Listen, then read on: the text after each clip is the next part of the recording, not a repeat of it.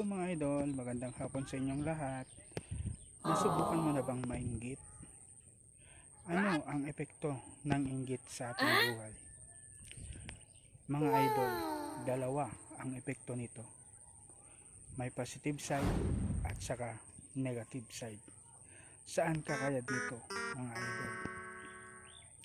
Ang positive side nito, pag nakita natin ang isang tao na umaasenso at umaangat sa kanyang buhay at nainggit tayo sa kanya, kung ginawa natin na siya ang ating huwaran or inspire tayo sa kanya, ibig sabihin positive ang pag-intake natin sa pagkainggit natin sa isang tao or sa successful na tao na malapit sa atin or sa ating paligid or sino mang tao na ating kinakainggitan.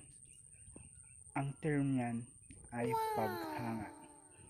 Kaya gusto din nating sundan ang kanyang footstep.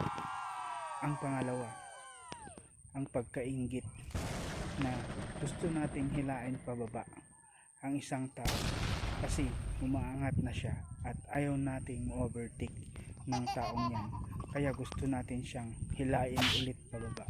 Ang tawag dyan ay crab mentality mga idol. Thank you for watching mga idol.